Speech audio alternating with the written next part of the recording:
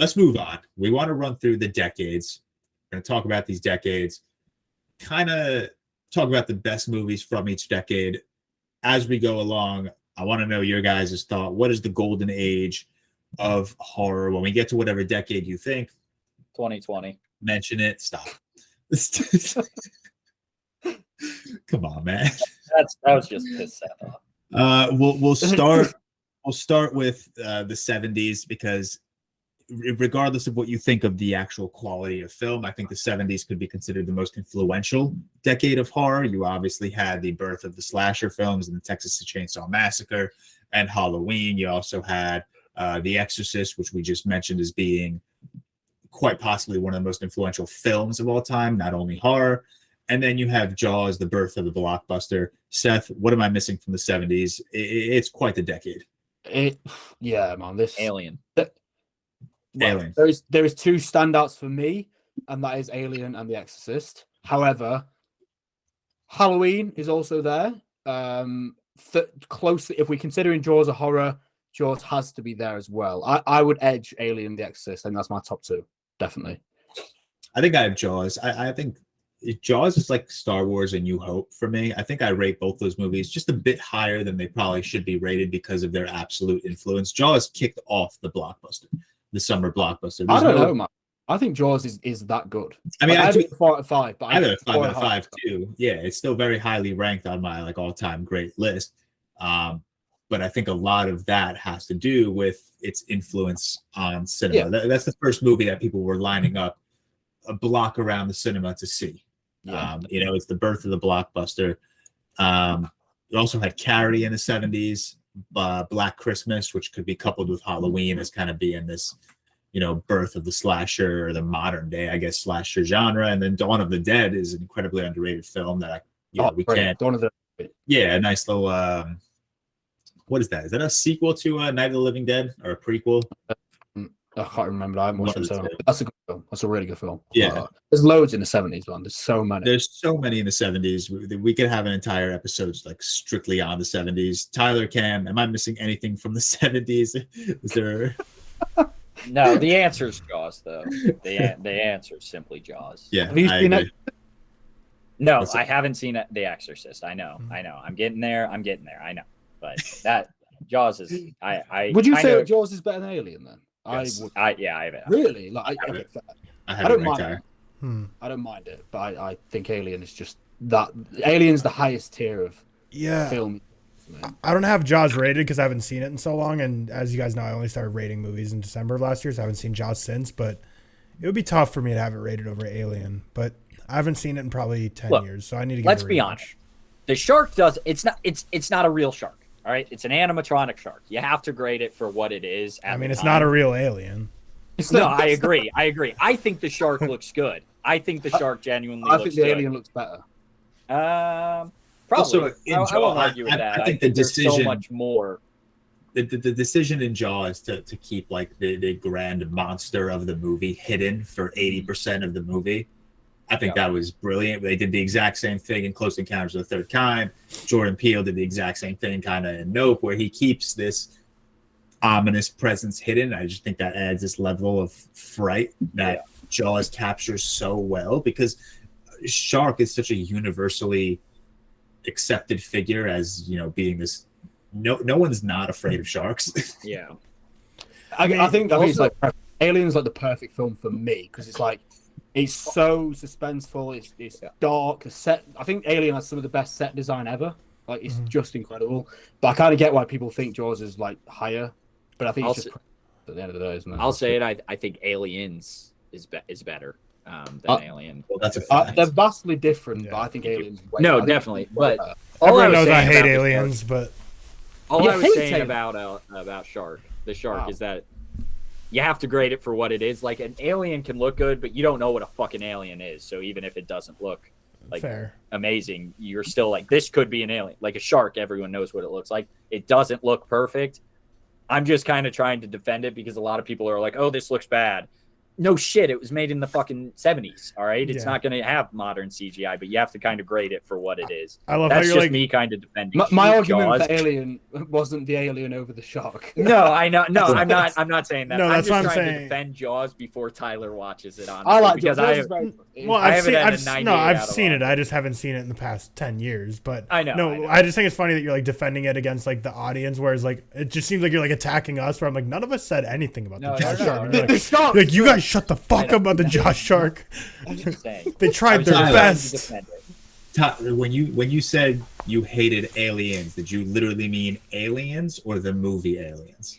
The Just movie Alien. Aliens, I gave it like a 3 out of 5 stars. I just Oh, I watched yucky. it back to back with Alien, and I liked it's it better. so much. It's better. better. No, but Cam, you would prefer that though, because Aliens is like the action sci-fi. My girlfriend and I watched Alien and Aliens back to back, and we were legitimately bored during Aliens because it was just too much action to the point where it was just overdone for us. Like I was just like, this is just the same Love thing. Aliens. I don't know. I have Alien at such a higher regard than Aliens, but Aliens is still a 4.5 out of 5. Like, I Yeah, think it's that's- still- I have both of them at a 5 out of 5.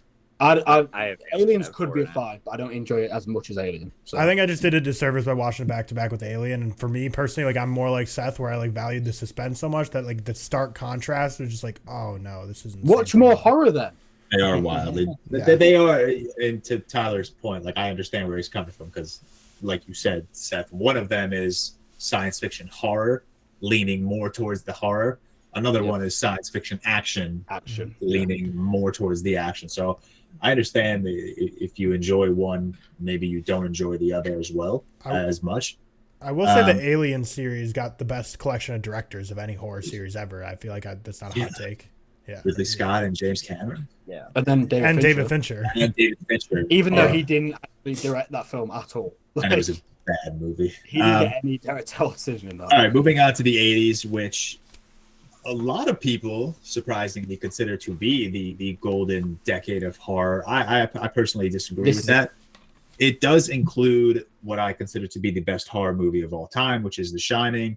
Seth, I know you think so highly of The Thing. That is also in the 80s. And then obviously what I consider to be the greatest horror comedy of all time in Evil Dead 2. What else? John Carpenter had a boom. Prince of Darkness, The Fog, Videodromes. David Carpenter also dropped. Poltergeist, Possession. Seth, run us through the 80s.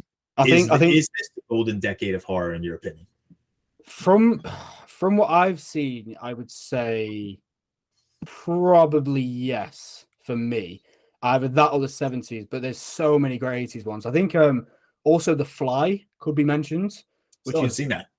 Oh, if you've not seen it, okay. That's like, I don't really love a lot of David Cronenberg's film, but The Fly and Videodrome, both great. Christine, obviously the Carpenter film. But Evil Dead, incredible. Evil Dead 1 and 2, whichever one you prefer. But for me, the clear standouts are The Shining and The Thing. Like, and then also The Fog, because I didn't love The Fog, but a lot of people do. So a lot of people consider it the highest tier. I bet a 3.5 out of 5. I didn't I guess dislike it by any means. I think what the 80s does so well is, and I think what horror today lacks is diversity in subgenres. We don't see slasher films nowadays as good as they used to be because a lot of filmmakers focus a little bit more on psychological horror or torture porn. Where the 80s, you have two of the best psychological horror films of all time. You have one of the best horror comedies of all time. You have a bunch of slasher films. You have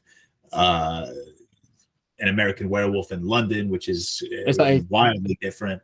It's just horror running across so many different subgenres in the 80s, which I think help it stand out among the rest. While I don't consider the 80s to be the golden decade of horror, there's a reason why people consider it, and it's just because of its diversity of subgenres. I think actually look, I think it's the 70s. I think I'd go 70s. Also, Day of the Dead. I don't know if you see the George A. Romero film, The Sequel. That's great as well.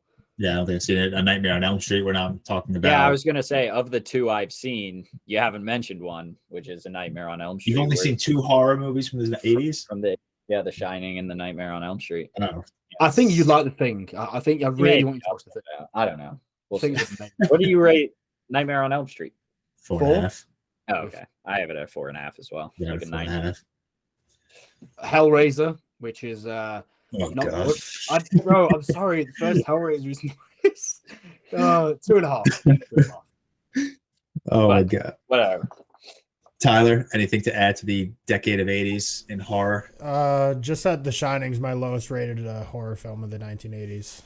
Fuck you. Is that your only rated? It is my only rated. Yeah. That's fair. That's respectable. No, it's not. Now we're jumping to the 1990s, which I think is where horror falls off a little bit, and that definitely. Yeah, I was looking at this. I was like, "What?" Yeah, even when I was looking at it, I was like, "This is not the best." We have obviously The Silence of the Lambs, which is the first horror movie to ever win an Oscar, and one of the best of all time. Blair Witch. I don't know if you guys have seen Cure, Kiyoshi Kurosawa's. No, I need to watch that. You do need to watch that. It's the film he made before Pulse. But I know how highly you think of Pulse, so you definitely should check out Cure. What else? Obviously, The Mouth of Madness came out in the 90s. Seth, I know you think highly of that. I would say Silence of the Lambs, if you consider it a horror film, that's got to be the best one. Yeah.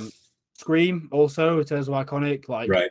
The original Ring has to be up there. I don't like Blair Witch Project. I know George, a lot of people do. That probably would be up there for a lot of people. Also, if you consider it a horror, Francis Ford Coppola's Dracula. If any of you seen that? Yeah, I consider it horror. That's like a 4-star for me as well. But it really is quite lean 90s horror compared to like the other decades. I've not seen that many at all, to be honest. Yeah, it's not. Yeah, that's what I was going to say. I don't know if it's a bad decade in horror or just the fact that I don't think I've seen a ton of. Maybe I've just not seen enough of them. Yeah. I've seen 4, and you're missing the biggest one. Blade. Blade is on there. I was going to go with Anaconda. Do you guys remember that? Oh, I've seen that. Yeah, man. Is that Cam and Tyler seeing horror that me and George haven't? I haven't seen it. Dude, I watched it. I watched it pretty recently because I used to love this fucking movie as a kid, man. Really? I hated it as a kid. I hate snakes. I love the Ice Cube one. No, I've Cube, seen that. Owen Wilson, J-Lo. Man, I fucking love so this thing. dumb. I gotta watch it. Now. Cam, I'm surprised you haven't got that at 1/2 star, man. That is like 1.5. Okay. Spawn came out in the 90s. That's my lowest rated comic book movie ever. There's that. I know Silence of the Lambs kind of. There's a lot of people that don't consider it a horror, but that like if we did my top 5, if I actually had movies rated like from all the decades, so I was able to give you a proper like top 5.